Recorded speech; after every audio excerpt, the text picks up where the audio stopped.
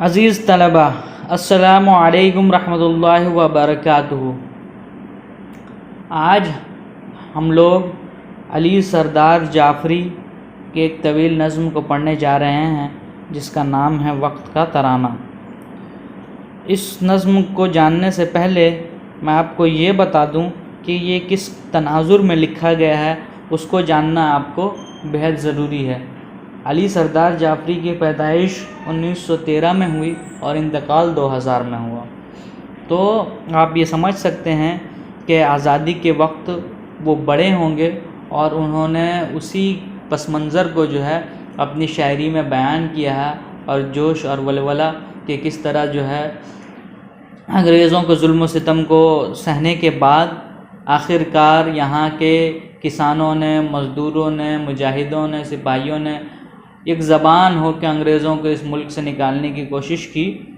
تو اسی کا سما جو ہے آپ روڈ پہ، نکڑ پہ، چوراہے پہ ہر جگہ دیکھ سکتے تھے اور ان کے خلاف غم و غصہ دیکھ سکتے تھے۔ تو اسی کو جو ہے، اسی پس منظر کو جو ہے اس طویل نظم میں جو ہے علی سردار جعفری نے بیان کیا ہے۔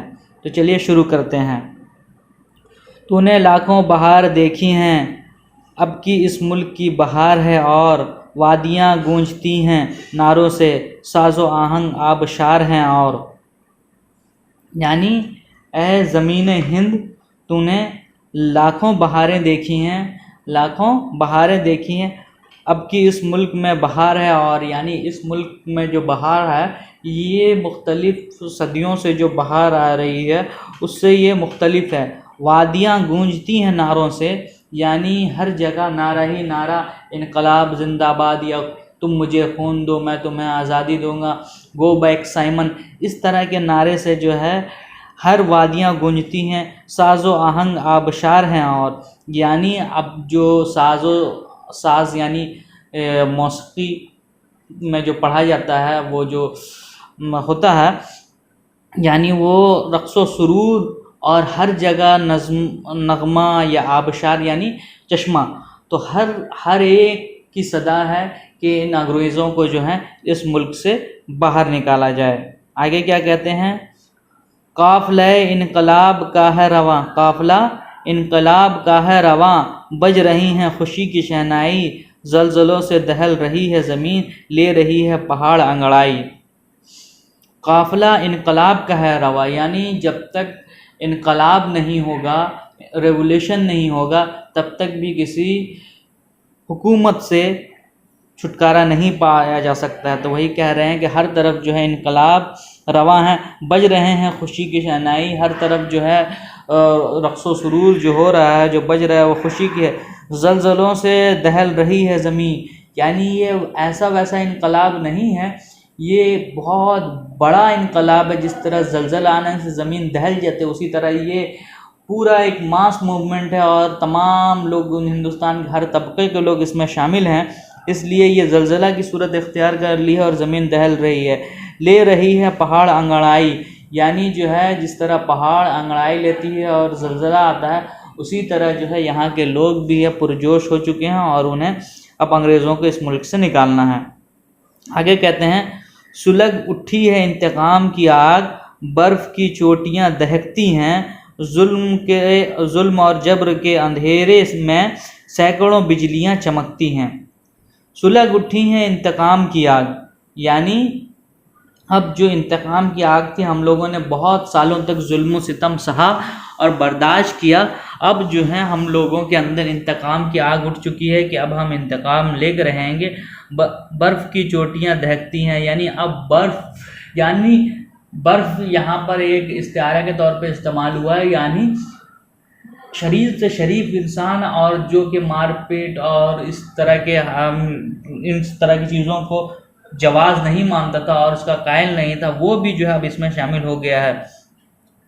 ظلم و جبر کے اندھیرے میں سینکڑوں بجلیاں چمکتی ہیں، یعنی اب ظلم اور جبر جو ہے اب باقی نہیں رہے گا، اب ہم جو ہے اپنے تلواروں سے، اپنے خون سے جو ہے اس ظلم و جبر کو ختم کر دیں گے اور اس ملک کو آزاد کروائیں گے۔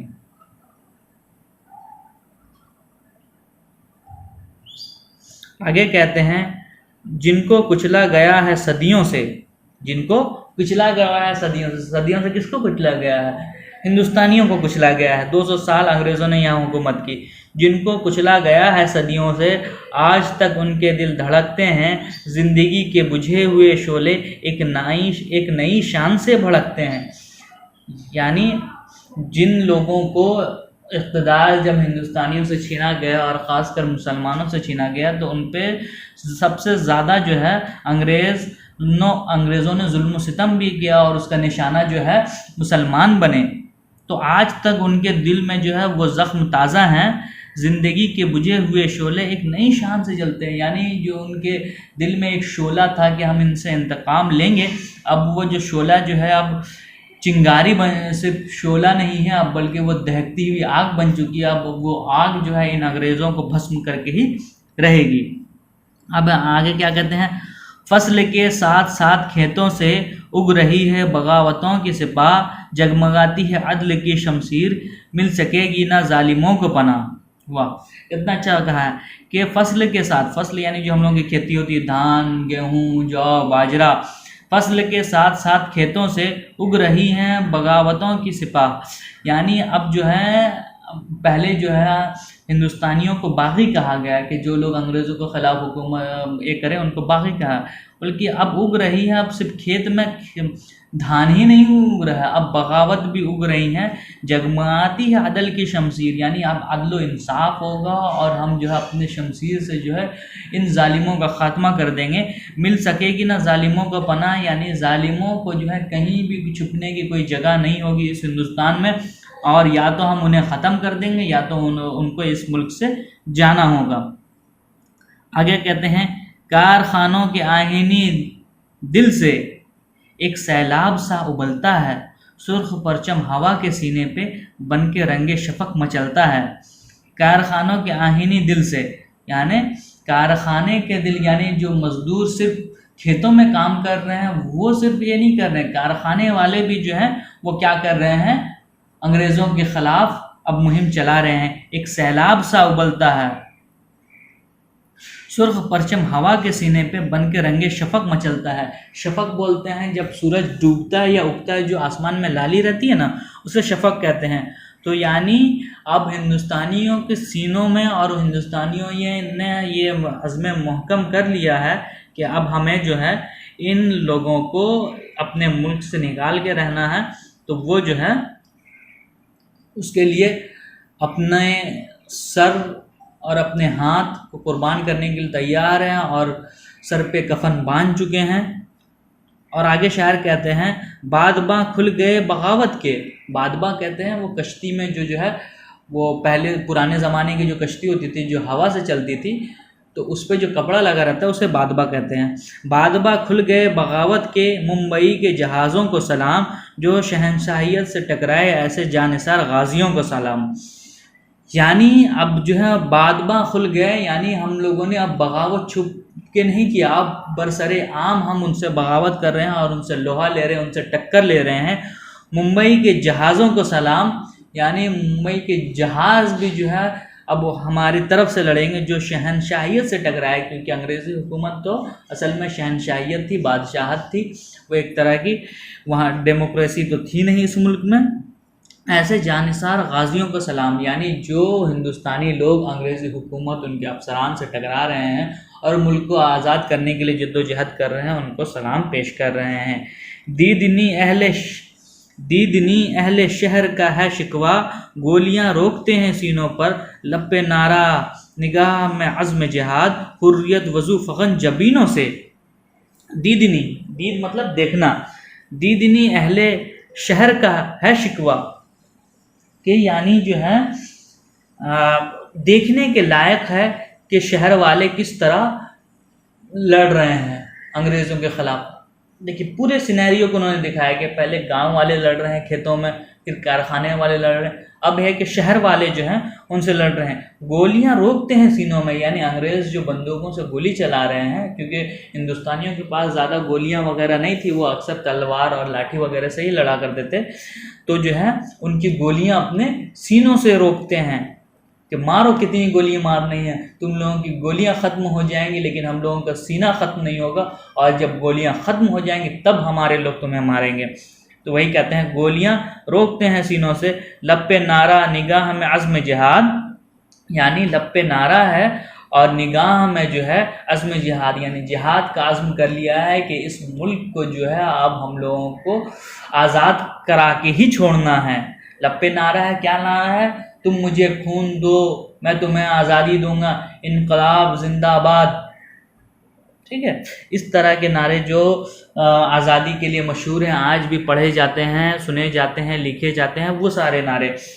حریت وضو فگن جبینوں پر، وضو فگن کا مطلب، وضو فگن کا ہوتا ہے روشنی بکھرے ہوئے، یعنی حریت کی روشنی جو ہے، یعنی حریت یعنی آزادی، آزادی کی روشنی، جبی مطلب یہ ماتھا ہوتا ہے نا، پیشانی جسے ہم کہتے ہیں، تو پیشانی سے جو ہے حریت کی روشنی جو ہے پھوٹ پڑ رہی ہے کہ اب انہیں پورا یقین کامل ہے کہ اب جو ہے ہم آزاد ہو جائیں گے۔